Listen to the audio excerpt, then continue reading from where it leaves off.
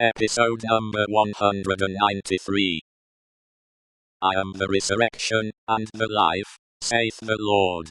He that believeth in me, though he were dead, yet shall he live. And whosoever liveth, and believeth in me, shall never die.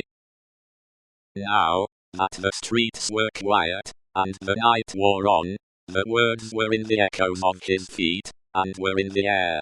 Perfectly calm and steady, he sometimes repeated them to himself as he walked, but he heard them always.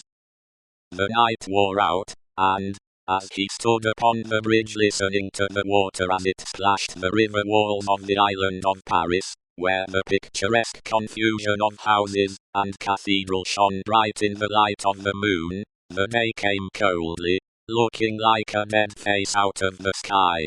Then, the night, with the moon and the stars, turned pale and died, and for a little while it seemed as if creation were delivered over to death's dominion.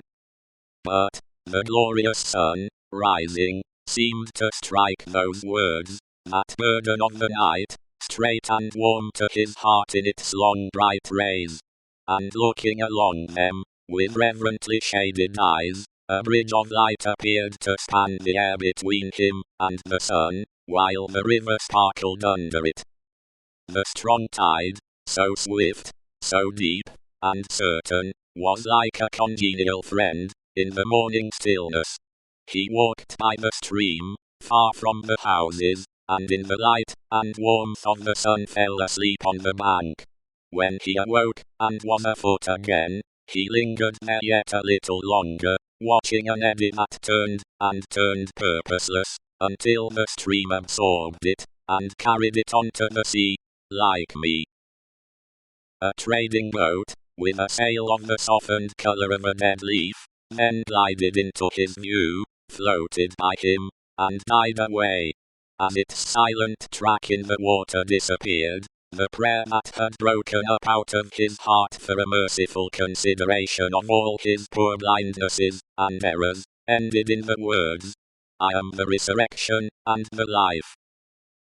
Mr. Lorry was already out when he got back, and it was easy to surmise where the good old man was gone.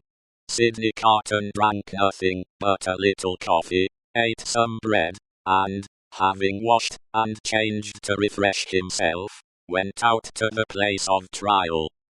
The court was all astir and a buzz, when the black sheep, whom many fell away from in dread, pressed him into an obscure corner among the crowd. Mr. Lorry was there, and Dr. Manette was there. She was there, sitting beside her father. When her husband was brought in, she turned a look upon him, so sustaining, so encouraging, so full of admiring love and pitying tenderness, yet so courageous for his sake, that it called the healthy blood into his face, brightened his glance, and animated his heart. If there had been any eyes to notice the influence of her look on Sidney Carton, it would have been seen to be the same influence exactly. Before that unjust tribunal, there was little or no order of procedure, ensuring to any accused person any reasonable hearing.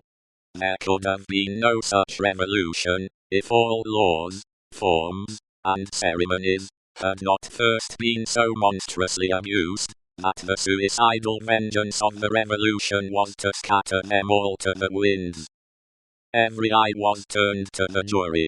The same determined patriots, and good republicans as yesterday, and the day before, and tomorrow, and the day after. Eager and prominent among them, one man with a craving face, and his fingers perpetually hovering about his lips, whose appearance gave great satisfaction to the spectators. A life-thirsting, cannibal-looking, bloody-minded juryman, the Jacques III of St. Antoine.